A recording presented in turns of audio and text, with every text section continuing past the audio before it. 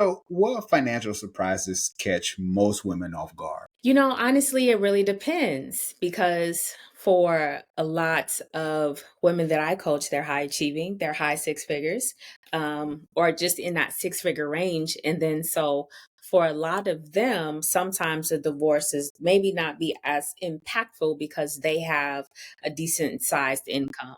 So it's like you kind of have to look at it from two levels. So if it's a woman who is primarily depending on her husband as the breadwinner and things of that nature. Now, for her, it will be different. And then for a lot of people, it is healthcare coverage and things of that nature. Because once you divorce, you don't have that anymore. And we know everything that's going on with that. So then that may be something to consider.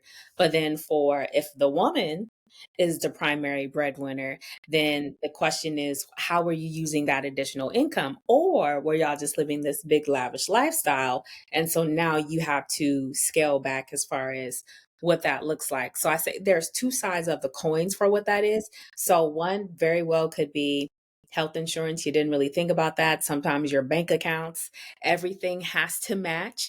And so it could be a struggle getting those things together. But then on the other side, if you were the higher earning person, then it's just a matter of, oh yeah, I can't really do that anymore, not to that level or that capacity because now I don't have that extra income that I had before. Mm, yeah.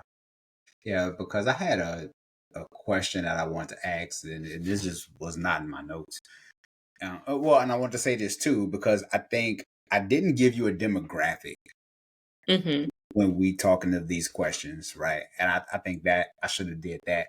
But most of my listeners are from uh, 35 to 50. Good. We're in good company.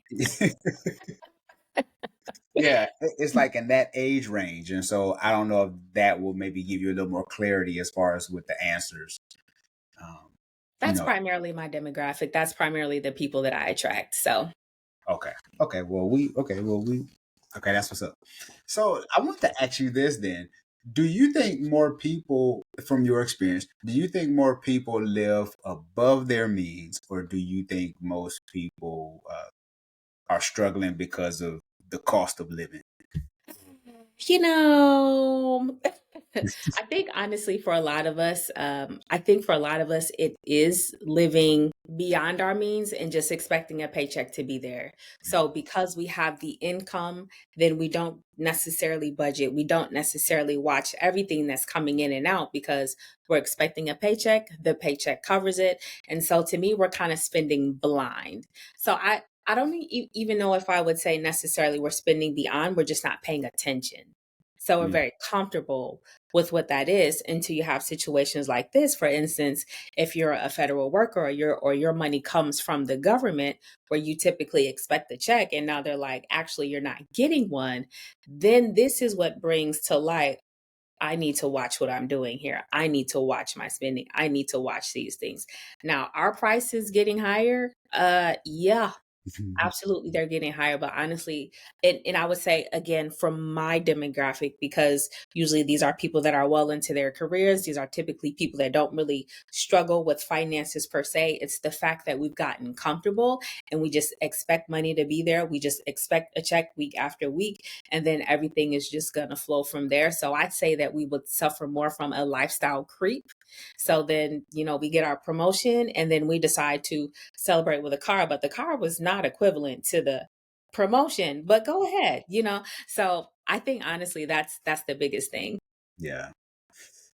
Yeah, because I know it's expensive out here. I mean, the grocery prices are crazy, and we're not even talking about if you want to eat healthy, right? We're just talking about just food. I mean, if you want to buy some blueberries, it's gonna cost you. Listen, you got to buy in season. I told some people the other day, I said, you stay out of the inner aisles. I said, just shop on the outside. If you shop on the outside and you go to our good people Aldi, you can skate by. You can skate by. I love some Aldi's. Shout out to Aldi's. I mean, I know they're not paying us, All but right, let's get a sponsor here, Aldi. yeah, My right.